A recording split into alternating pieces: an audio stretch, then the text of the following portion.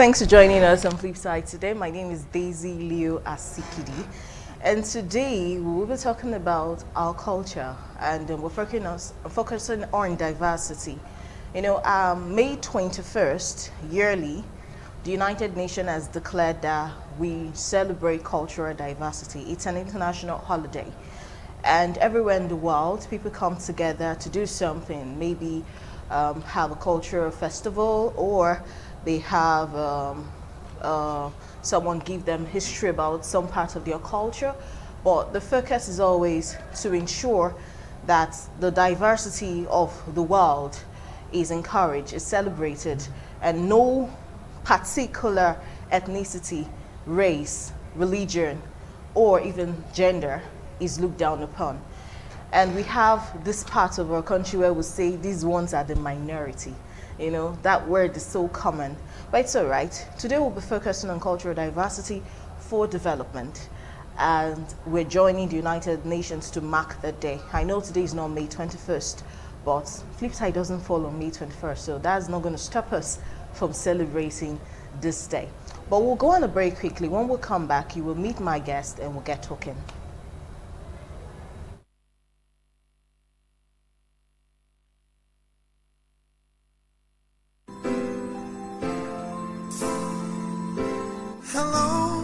I am a Nigerian child. May 27 is my day. I deserve to be celebrated. Don't worry, child. Independent Television and Radio has a special package for you. Children, celebrate and be celebrated at ITV and Radio Peperepe Samagboza with lots of fun, various competitions with mouth-watering prizes.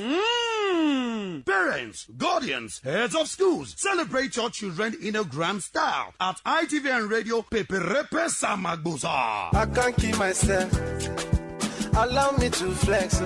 This program is proudly sponsored by Credibility Building Investment Limited, CBI, Zonal Office, 5, 2nd East Circular Road, off Sapele Road, Benin City, Branch Office, Suite 13, Ede Shopping Plaza, Phase 2, Vegetable Market, off Airport Road, Benin City, 0908 591 1010. Father of the Day, Bishop Dr. Okudigie Osayuki Charles. General Overseer, Anointed Brethren Church Incorporated, and Coordinator, General Conference of Clergy Incorporated. Orange Woods Limited, 32 Akiambare Street, off Iyama Road, GRA, Benin City. Scottish Post Limited, post betting out to your fingertips, impacting lives through post betting. Head office, number 62, Arosa Street, off First East Circular Road, Benin City. Edo State Branch Office, number 2, Futep Shopping Plaza, Refinery Junction, Efron, Delta State, 0806 551 9458. Get Rich Global Properties, Kilometer 10, Our Meeting Plaza, opposite Rock of Ages, First Obed Junction, Sapele Road, Benin City. Supported by Jonasco Technical Enterprise, JJ Owa Junction, Upper Mission Extension, Ute Quarters, close to Temboga Market, Benin City. Edosma Electrical Services, Dealers and Generator, number 61, Wire Road, Benin City. Bishop Dr. Okodi Kingsley, Christ Millennium Assembly International Incorporated, number 1, Okundaye Street, beside Olua Primary School, Uselu Shell, Benin City. Osaze Oyegwe, MDCEO, Standard Life Organization, an NGO located at number 6, Osifo Street, Ikuba Hill, behind UBA, Benin City. Honorable Omo Osagi Efosa, also known as Mighty Man, former Oedo local government chairmanship aspirant. Apostle Barrister Goodwill, DN Ibizube, CHMC, Senior Pastor, Savior Apostolic Grace Mission, and CEO, Good Angel Safe Properties Limited. Honorable F.S. Stewart, Immediate Past Commissioner for Communication and Orientation, Edo State. EDS Paints, Head Office, Kilometer 12, Benin Sapele Road by Ogege Quarters, Benin City. Branch offices along Ugbo Amagba Road, GRA, Benin City. Upper Sokomba Road by Egba Village, Benin City, and 22 Adesuwa Road, opposite Etete Junction, Benin City. Also sponsored by Tweak Real Estate Firm, number 4B, Arosa Street, off Sakomba Road, Benin City, or call 0803 945 1050. Date, Thursday, 27th May 2021. Time, 10 a.m. on the dot. Venue, on air.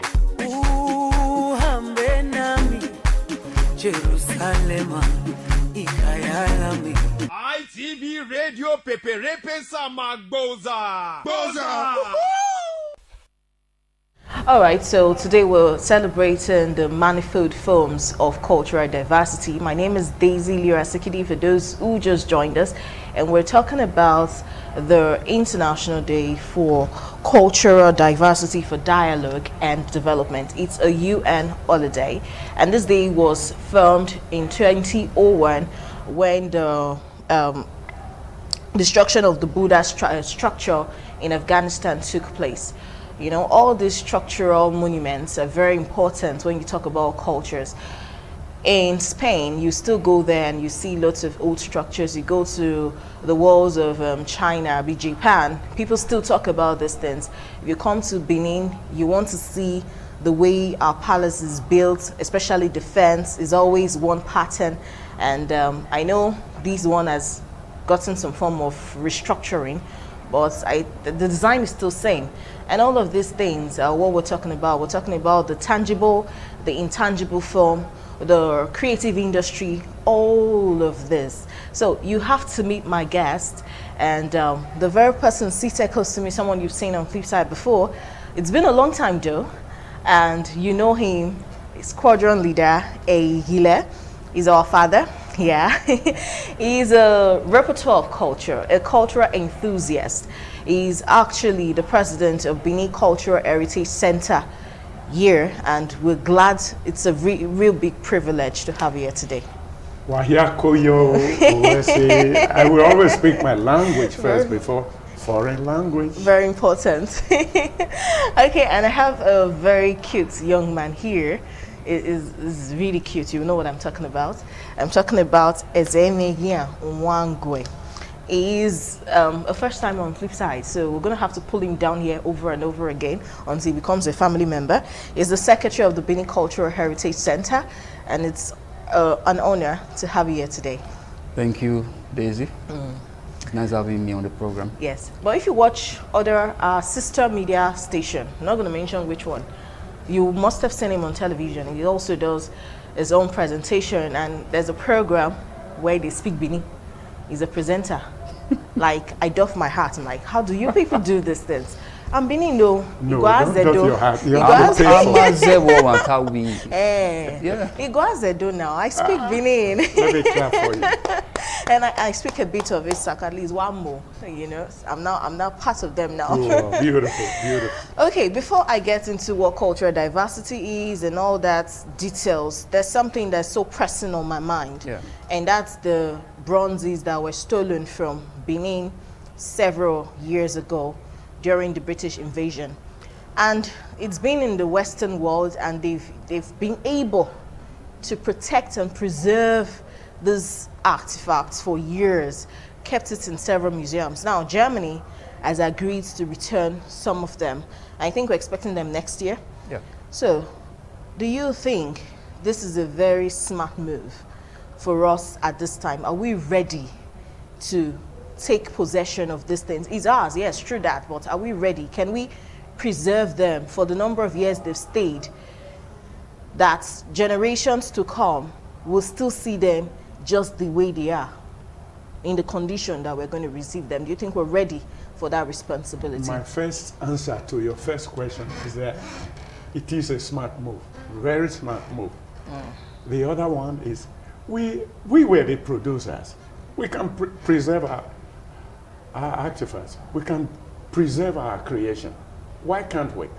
But the white man is always putting us down by saying, if we return them to you, what we stole from you, you won't be able to maintain them or keep them. That's an insult. They, the thieves, stole these items. Who said they have been keeping them well for us? Were they the makers? Do they know how to maintain bronze work? You go to Igun and still see old, not the new ones, old bronze works. Go to Igbesama, old, all the things stolen are not only bronze works. They are ivory carvings, they are wooden carvings, they are iron or metal carvings and works. So we knew how to preserve our things. That's where they got them. Some of the items they stole were hundreds of years old before they came, and we preserved them. So we know how to preserve them. That's one. Two, I was on the Zoom meeting with which the governor of Edo State organized some few days back. And he says, when these items are right, they're going to keep them in an archive. That's a safe storage before the Edo Museum is completely built. And I would like to seize the opportunity to also say that the Benin Cultural Heritage Center is also building a museum. So if one place can occupy them, some can spill over to the Benin Cultural Heritage Museum, just not too far away from you here, at Oluku Bypass. That's where we are building it. It's already up to what they term lintel level. Okay. So we can preserve this. It should be a pride to us. It should be pride to our children. So my ancestors produced, we were number one, even before the Chinese. Have you ever seen the European artifacts? There are pictures of drawings of Michelangelo and co of naked men and women. No, as historical, spiritual, everything is embedded in it. If you give me a chance, I will talk for hours on, So they have to come. Them. We can keep them. Okay. Yes. Okay. I hope we will not start hearing stories of looting. It's just like the way we keep talking about Nigerian funds, stolen funds. It's our money. Bring it back to us. No, and they bring it and they reloot. From artifacts? Funds, you can transfer it electronically. You can transfer artifact electronically. It's a piece, piece of artwork, which you have to carry from place to place through custom, through the ship, through immigration. No, it's not easy. It's not easy, but nothing is perfect. Even with them, some have been stolen from them. Many times I read from BBC or CNN how some arts were stolen for some 50 years ago, now discovered. By then, the same Oyibo people stole their Oyibo item discovered by Oyibo. So don't let them tell us that they are just giving excuses, because these things are super precious, my sister. Precious. So they don't want to part with them. That's why they are saying, and when we send them to you, you won't be able to. No, that's insult. We, the maker, we won't be able to preserve what we've made. So how come you still saw them at the palace?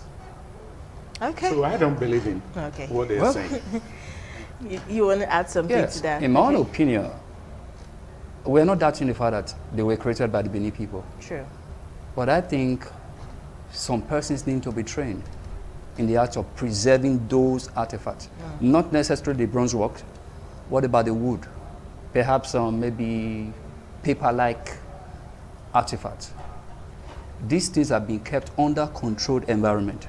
You need special facilities for those things. That is why I concur with the governor saying that they will keep them somewhere first before they build the Edo Museum of West African Arts. Perhaps do better job with the Benin Museum so that we can really preserve these artworks. It's one thing to say, yes, we can, but when they bring them, can we really preserve them for another 200 years from now with the kind of environment we have, insecurity and everything, like you said? In modern times, Ohure were stolen from the shrines. No security, nothing. The same thing could happen to these ones when they are returned. That's my own opinion. Well, I will answer you by saying that we have trained curators. They are the people that take care of these things in the museums. But they are different from preservationists. No, what we should always understand is that Europe has different weather from us. So you might not preserve something the way you preserve them in Europe than here. Okay. As I said, and I insist, they were preserved. When they made them at preserved state, they stole them at preserved states. Some of them were in altars, beautiful altars, well designed with fluvian walls all over, shining. So don't let them tell us that sentence that if they send them to us, we can't preserve them. Who says? We already have some still in existence. I have some of my family I'm preserving.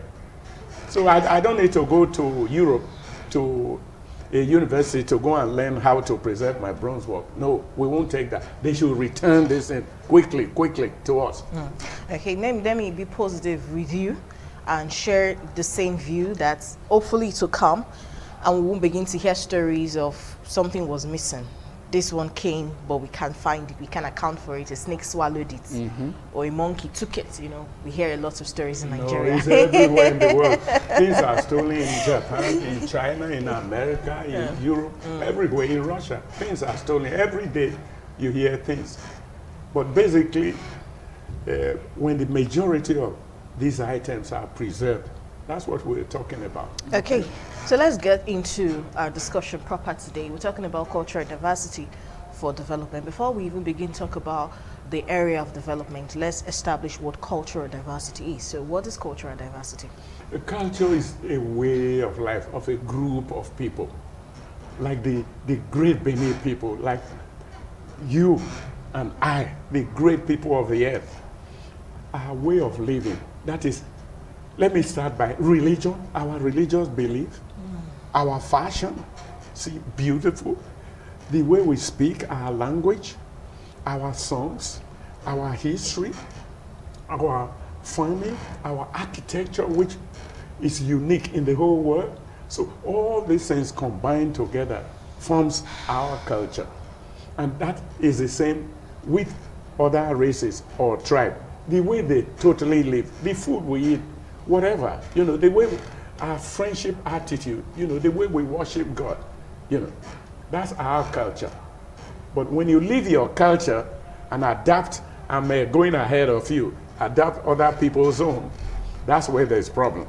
We will come to that during that. But culture is a total way of life of a group of people, or race, or tribe, or ethnicity.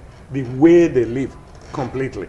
That's, you know, Okay, culture. now personally, over the years, at least since I became an adult, I have noticed that they've not really been a government in power that has given as much attention to arts, the creative industry, to culture, tourism, basically. We have some very interesting sites in Benin that everyone should even be eager to visit.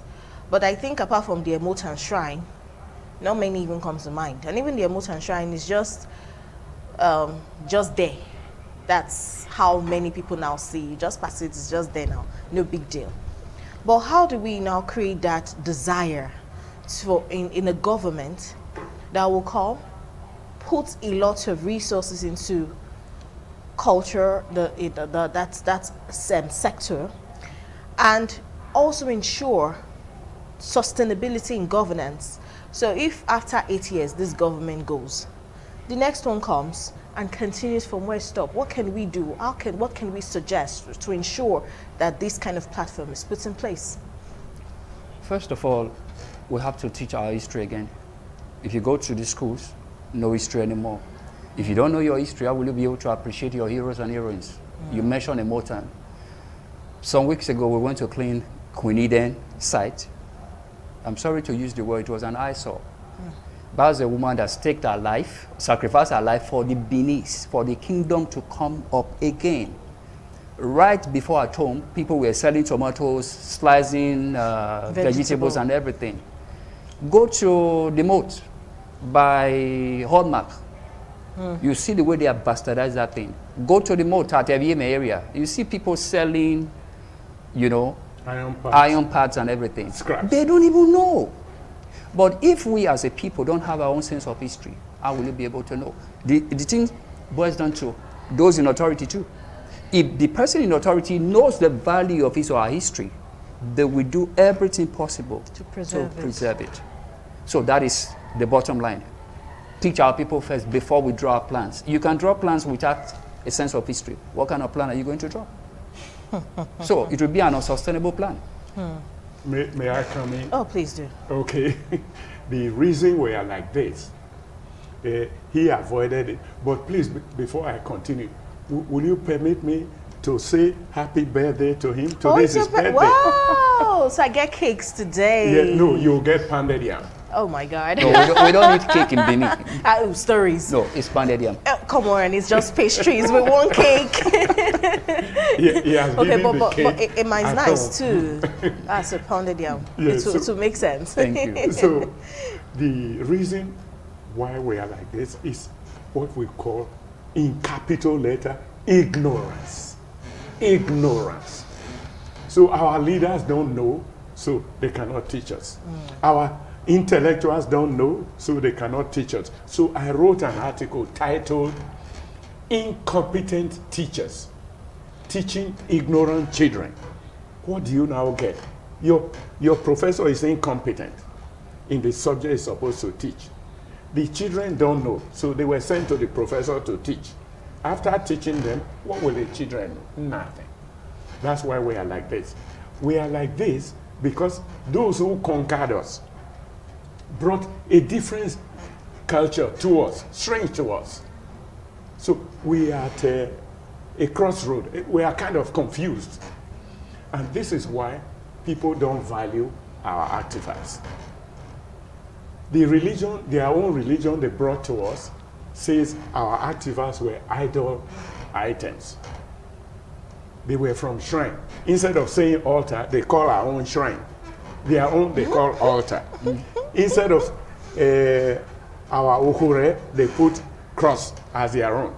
So our people, trickishly, subliminally, we were told that our own culture was inferior to theirs. So our people, not only the ones they stole from us, our people voluntarily threw away their artifacts. Go to an average Benin home today, you won't see any artifact. Would you? You won't.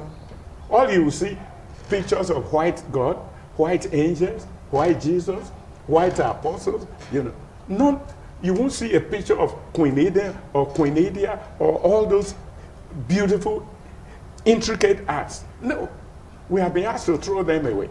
Guess what happened? On my return, my mother died.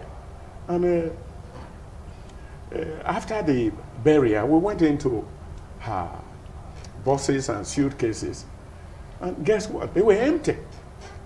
All her velvet, georgette, her beads, the olden days ones, real original ones, treasure, they were gone. So we tried to find out what happened. They said one of our cousins introduced her to one of the churches, so she started going to church. And the pastor said they should bring those items. They were idolatry items. I said, her wrapper? He said, yeah, her beads, that they were going to burn them. So they sent them. So they burned the beads. And not only that, some of my father's artifacts were also sent to them. Whether they burned them or they sold them, I don't know. So this is ignorance of the highest order. Ignorance of the highest order. Any European person worships his own culture, his own artifact. As I earlier said, I said Leonardo da Vinci's drawings of the Last Supper is what we are putting on our wall. It's what we are worshiping. We don't know that the man picked 10 convicts to draw that, from the prison yard to draw that picture.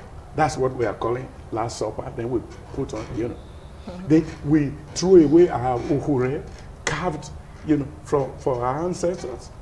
So we don't know. We don't know. That's why we are like this. It's called ignorance.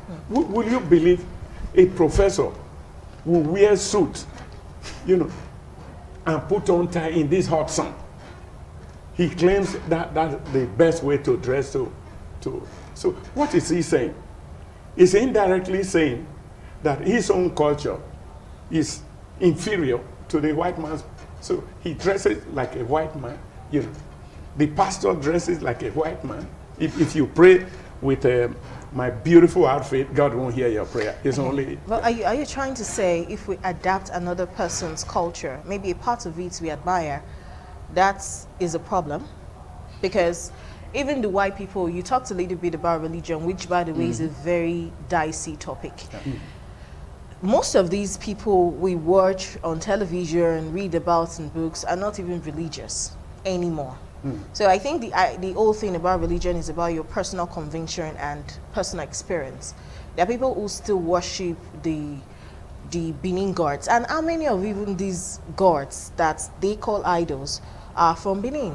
Benins have a way of also adopting other people's gods, especially from the Yoruba lands. You're talking about Ogunzi Benin. Oromila, Shango, is yeah. it Benin?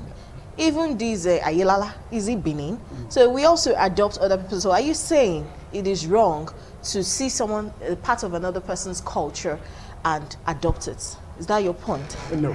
Okay. If you see something good and you adopt it, okay. But don't let that something good tell you that your own good things are bad. So that is Your tricky. point. Okay. So they brought their religion and say ours is bad. You know, they brought their clothing and said we should not wear ours to work. No, we chose to do that. So they didn't insist. there's a governor in this state. On my return, I asked. They say it was governor's directives. You don't wear Nigerian outfit He to likes work. it. So It's his ignorance, preference. ignorant of the highest order. But I think that's his preference, and that's not a bad thing. That's what I feel. There are days I wear my Nigeria Ankara, and even the Ankara is also going through a lot of modernization now. Yes. They didn't used to make it like this.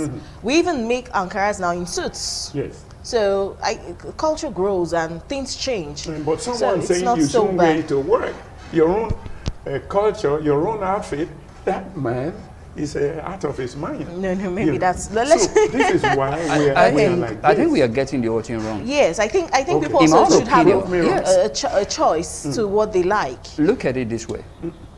The white man came, 1897, over 120 years plus one. We are still holding on to them that you are responsible for this, for that. What about the Chinese? What about the Broken Indians? jinx. What about the Arabs? Look at it. I'm a pastor. I believe so much in my culture. I believe in my fathers. The God of Abraham, the God of Isaac, the God of Jacob. The Jews are not Christians. Let's get it right. Christianity is not a state religion. It does not belong to a tribe. The Jews practice Judaism. And the Benis do what? Ancestral worship. Just the way they call the God of Abraham, Isaac, and Jacob. So if I call Aram and Agbekan, Aram and Negarewa, Nori Wangwenu Selu, Aram and Enwasia, Wagie de Nogbena Mame, you will say it's idolatry? It's your choice. If you say so and you believe, fine. But my own belief is my ancestors are there to guide me, just like the Jews believe in the God of Abraham, Isaac, and Jacob. So why should I blame them? It is my choice to adopt their own Or reject it. and reject my own. We should stop this blame game. They didn't force you to wear suit to work. I've been to No, office. Sir, sir, civil please. servants were asked to wear. I think it's a federal government rule that on Fridays we should wear our native attires. I'm aware of that. It's a realization of one of the presidents, I think it's Obasanjo, Yes. also, who found that we have been deceived and we remain deceived. And we choose to remain deceived. We should. choose to, that's the right You word. know, no, we can't choose. You see, the subject is called the capturing of the African mind. The white people captured our minds. So we don't reason with the African minds anymore. Why have we still reason not been with the able to European break minds. out of their strongholds when other nations that were under them are Fine. breaking out? It's just always those with the black skin that are still stuck in their ways. Yes, let me tell you why. When the whites came to Africa, they deceived us with their religion and we accepted it. When they went to the Arabs, they said, no, we have our religion. That is why they are still fighting them up till today. When they went to India, India said, no, we have our own culture and religion. When they went to China, the same thing. When they went to Japan, we are the people who didn't ask them why. Because we are those are people. Fine, You know so what? we accepted We everything. we decided to- We're gonna Okay. move beyond this because we still have some other aspects of this discussion we need to focus on. But before we do that, we'll go on a break. Please stay with us. All right.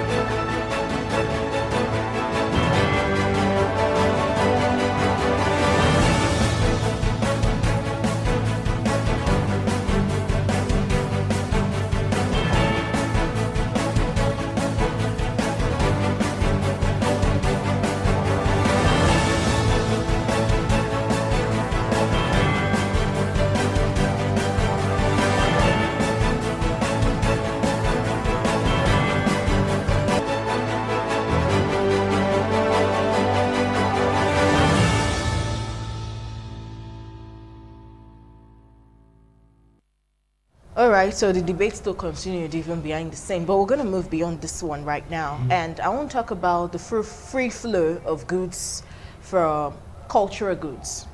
Now, in Benin, we have Igun Street. That's like the only place you really would find all of these arts and crafts. And I remember the first time I got invited to a gallery, forgotten, it was something and wine. It was so foreign, it was so Western. And I've never seen something like that in Benin. And the man has his own art gallery. They had works on display, and we had cocktails. Everybody was walking around, mingling, having finger foods and buying arts. It was new, it was good. And I felt, something like that should have a coverage or something, but the purchase was not big enough that day for him to come on air and all that. So we rarely find things like that. So you want to buy art, you just go to Igun Street and buy what they have. So what can we do to ensure the free flow of goods, cultural goods and services, artworks in our states today, considering the fact that we have lots of fakes as well? You go to the roadsides now, you find people selling during traffic jams, and they tell you it's bronze. So what can we do to ensure we get authentic stuff and get them easily? Maybe just... First is we have to re-educate our people that these things are precious things, our own creation. Once we value them, then people making the authentic ones will be empowered to make more and will buy. Everywhere in the world, you always have the original ones. We also have fake ones. Many people, or some people, can't afford the original ones, so they patronize the fake ones. But both the patronage of the fake one and the original one gladdens my heart that they still fancy our arts, So it is this realization that Igun bronze, Igbesawa carvings, Igun Nugboha ironworks, they are our creations, and we should patronize them. Why are you going to patronize them? Go to, I want to challenge you, go to 100 Benin houses in town, in this town, or in GRA, if you will see one Benin art in their house. The price could be one of the reasons why we're not buying. We have been wrongly, educated that these things are not good. They are idolatry. No, I think. So we have what about cost? Could cost not, apart from idols? People who like arts like arts. You go to hotels today, you find arts in hotel lobbies, and I don't think there's any form of idolatry attached to it. Having a motor at the lobby, that's all. We were there with the French people, and I called everybody's attention in the workshop in that same hotel to the fact that the walls were all white. Nothing, no one single art. Those are few 50 hotels. African Americans visited Benin, and we took them to the palace. They made the and they were very glad. But when the government gave them what do you call it, a party, a cocktail party, after the party they were very sad. So I asked one of them, their leader, why are you sad? He said they came to Benin because of the way they have been hearing about Benin art since they were small. But getting here, they didn't see anything. And that apart from the palace, my place, my restaurant, and Igun, they didn't see any art anywhere. They even pointed at the government house, the hall where we were, the conference hall, no single art, Benin art in there. So it's a very serious matter. People won't believe me, but when you actually open your eyes, you see that we are doing ourselves a disfavor by not admiring our arts and decorating our... You're still insisting that the cost is not the issue. Are these artworks cheap? Yes, they are cheap. Enough for the common man to buy? Yes, yes. I told you before that some people can buy fake, some people can buy expensive cars, some people can buy used cars, some people can buy smaller car, cheaper car. That's what the whole world is about. You can buy a corporate jet for over $300 million. You can also buy some for $20 million. So it depends on your choice and your buying budget, capability, your budget, you know. I think cost is one of the major reasons, to be sincere. If you look at what we are wearing, most of these local fabrics are now 1,000, 1,500, 205, 3,000. They have become so cheap. If you go to Igun, a small bronze work, if they tell you the price sometimes, it's mind-boggling. Let's talk about production. If they adapt or adopt modern techniques, rather than that, our local blacksmith of, Ekwe, we call it in Benin, using your strength, how many are you going to produce in a day or in a month? If we adopt modern techniques, maybe vacuum engine, pumping those things, and you're able to produce so much artworks, you discover that the cost of production will be very low compared to you using your strength to produce maybe 10, and you're able to use the machine to produce 50. When you are selling, it's the more you sell, the more profit you make. So if it's cheap, what stops me from adorning my house with artworks? Well, because it's expensive, I can't afford it. Then, outside the religions are, it has to do with our upbringing. In my family, we have a central place where the family Uhura is kept. We hold family meetings there. We discuss with our elders. They tell us stories about our ancestors. And we were made to realize that the Uhura is not idolatry. Every Uhura symbolizes somebody in the family. If you've ever been to pre-burial activities, the one we call Ahiawe, I can't recall the name now. What they do there is, no, they kill the goat.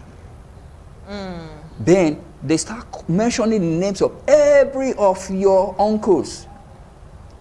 And that is it uncles or your fathers? Yeah, your fathers your ancestors. Owangwe, Egareba, Ewansia. What they are simply saying is, in the Benin cosmology, we have this belief that there is life after death. They are simply telling them, your sister or your brother is coming, please prepare to receive him or her. Whatever assistance you can do to make him or her comfortable in the afterlife, please do. And that same goat that is killed is for the elders that cannot attend the burial, because in Benin, when you are older than a person, you cannot attend. Yes, that's the right word. That's the right word. No, actually lost my dad last year, so I remember. That is it. Do you know that most people think... We bought the goats. Yes. Right. Most people think that the Wediengbe is like, when I research into it, I discovered that it has nothing to do with anything. It's just for the elders who cannot be able to attend the burial. And that is it. If you have this idea, even as a bishop, nothing will stop you from sharing from the goat. After all, the blood was shed on the ground. It boils down to understanding. That's why I told you, or I told the audience, ignorance. People don't know. We not go wise up. Then I disagree with you. Well, I agree with you partially regarding the bronze work. Our artifacts are not only bronze. We have clay ones.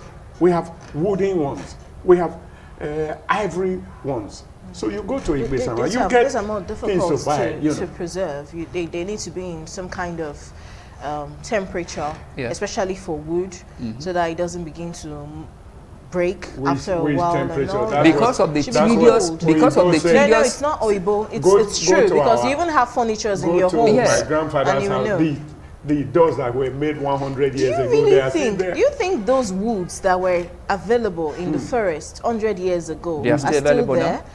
We had a program, Bosuno, on television, done by Don General, and he went around to find out the cost of wood in Benin right now. And what he found out was really shocking and disturbing. So for you to own a house now, you must be very boxed up. Wood is expensive, and he needed to know why. I mean, everywhere is green if you keep going towards the village, and they said there's no tree there. People cut, they don't replant, and it's not the white man that told us that if we fell trees, we should not plant back. In fact, in the days of old, when you fell a tree, there's even a certain age that tree gets to before you are even permitted to cut it down. So you might not find those trees now to make such works. That's what I'm trying to say. Okay, I was going to ask you the availability of these things, but I think you've also answered it inside your explanation.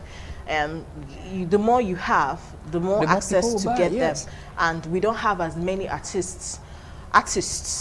If you go to Eagle Street, compared to enter each of the production center, how many use do you find there? Yeah, they don't have that strength. Make money, quick money. No, not quick money. If you adopt modern ways of production, the youth will be encouraged. It's like mechanized farming and the old way of farming. You don't expect me now to go and carry cutlass and hoe and egwe and start digging the soil now. But when you bring in the tractor, the fertilizer, and everything that will make the work easy for me, even greenhouses and production, yes, people will be encouraged to farm. The same thing. I agree with you, and I want to say I will blame the government, because governments don't joke with tourism. These things are tourism related. When people visit Benin, tourists want to buy these things. Yeah, they do. They bring in dollars. Yes. You know, so the government should have encouraged them, even rebuild that again to be masterpiece. You know, not those people selling beer, or the mechanics, or people. You have the best mechanics at Igun. Yes. And it's not supposed to be. And it's so gradually, those people even making bronze work, they are now between Uyekme and Sakboba Road. When before it spread all the way towards every house. But you go there now, beer parlor, mechanics workshop, this thing. So there are very few, they won't be up to 20 houses now. Okay. Making bronze work. So the government should come in, you know, re-establish the place, and organize them. You 100%. Provide equipment for them, modern equipment, you know, grinding machines, ovens, and co, so that if instead of producing 2 in a week, they'll be able to produce 2 in a day, or even 4 in a day. Then it becomes cheaper and available to many people. Okay, now the UN has their own SDGs, and they call them the Sustainable Development Goals. They used to be Millennium Development Goals, but it's changing now. And they say culture is one of the ways to support the Sustainable Development Goals. Do you agree with them? And one of those goals is going to talk about human rights, peaceful coexistence. Don't you think this diverse culture could also be, is one of the reasons why we've had several wars in time past, even in our histories, even in Benin. Benin is fighting Igala. Igala is saying they won the war. And in fact, those people today, they have this festac that their king wear, and they said they won Benin. And I know in Benin history, we never lost any battle. At all. But those people have it in their history, because I served in Kogi State. I've heard about it. And they said they won. They sacrificed the princess. That princess is honored. Because of her, their kings wear earrings till today. Yes, the kings of Igala, where they call them the Omigala. They wear earrings to honor the lady that was killed, so they won the battles against the Benin. So even our stories are clashing. Benin gave a king to Ife. Ife said, no, we gave you king. You know, it just keeps going back and forth. May I just take them one by one? Okay. This is why you have Agenebo there. Queen Idia was the one who personally led the war herself to defeat the Igalas and the Nupe, and drove them across the Niger to Ida. Then they established this outpost called Agonigo. There are people centric. You'll be looking across the river. Whenever they are coming, give us signal again. That's what brought about Agonigo. So they were defeated flatly. Even one of their kings was chopped off and sent to the palace. So they cannot rewrite no. They have their history, and they will hold you to it. Yeah, the Ife bronze thing, the European scientists have questioned that if Benin got it from Ife, how come there are only about 2 or 3 Ife bronze works, whereas the Benin ones, they're in millions, not thousands, they're in millions. People are only talking about those in the museum. Private individuals in Europe, America, all over the world, they own and cherish Benin artifacts. So they are not just thousands, they're in millions. So how can you, that was given a few artifacts by Benin, now say you are the one that taught the Benin how to do it? Where are yours? Benin artifacts are historical and spiritual, you know, in nature. So as he was talking about Uhure is the family insignia, just like cross is the Jesus Christ insignia. So you have the Beni Uhure. So it tells you about all the people that have lived in that family. Yeah. You know, all the fathers that have lived in the family. They all have their names and their, you know. Okay. So back to the question. So can culture encourage peaceful coexistence? Or if we adopt one culture, if it's possible, adopt one way of life, we'll be more at peace? No, we can't have one way of life. And this is why there's problem today. The Western world, Europe, America, they want us to act the way they are. But we are not white people. We don't have the same complexion. We don't have the same food. We don't have the same music. So why force your own on me? So when I try to resist, that's what brings war. And that's why they are fighting the Arabs. They conquered Africa and, you know, screwed our hair down. The Arabs refused to be conquered.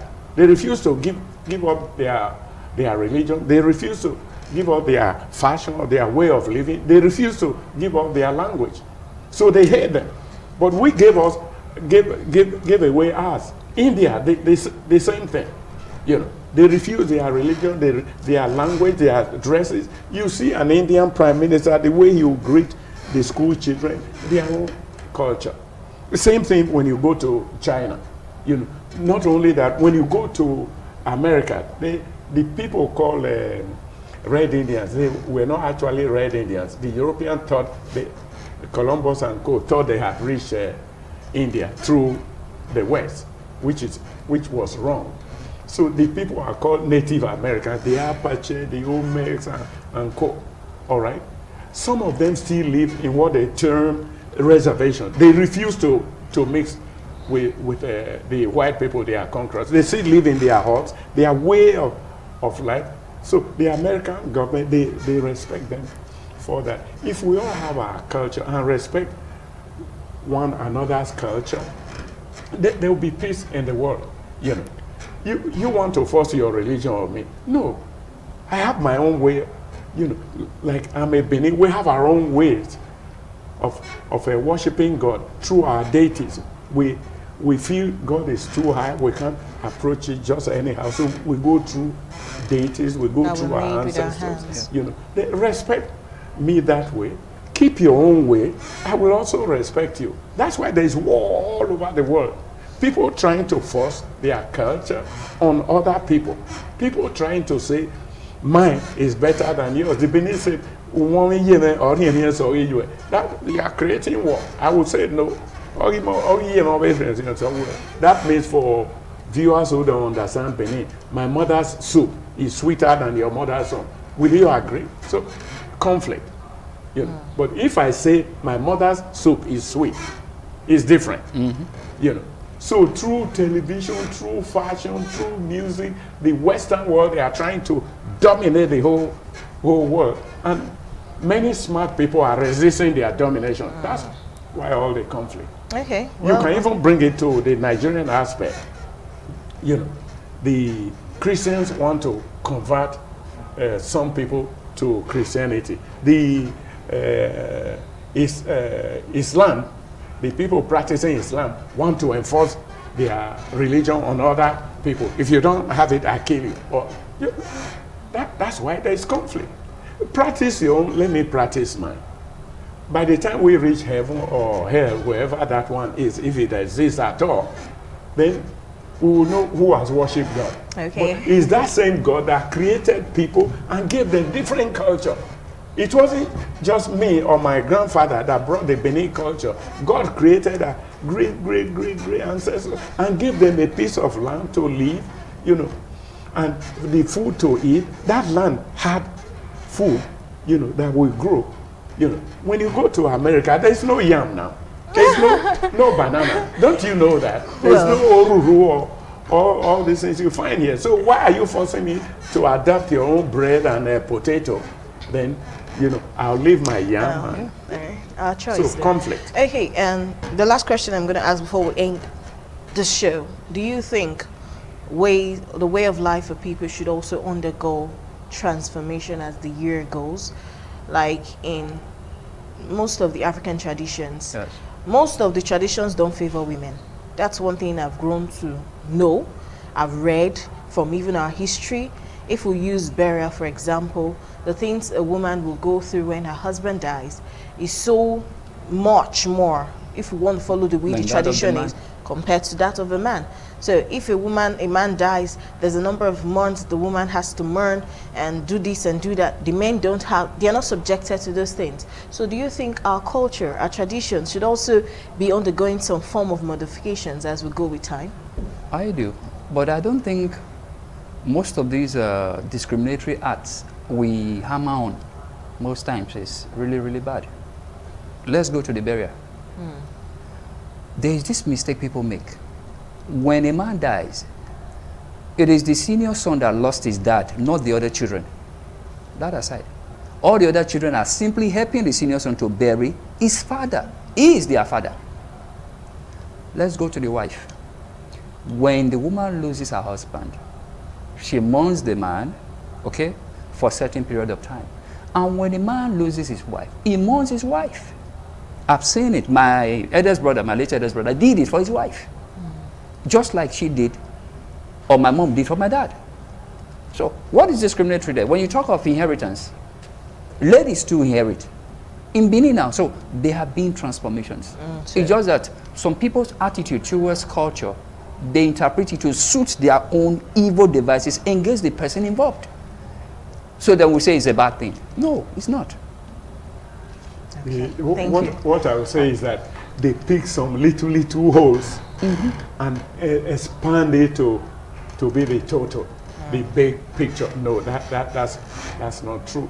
Yet in every culture, both home and abroad, you have something good, something bad. They will tell you we were killing people. The white people, they have killed more people than any race in this world. They were eating people. They were cannibals. They were called barbarians, you know. But when they come to you, they will tell you your forebears, your ancestors were doing so. They won't mention the Aaron. That's one. Two, culture is dynamic. What things were being done those days that are not too nice or too accommodating now, we should change them, and you know. So that's why they say culture is dynamic. We can't keep doing the same thing, the same way.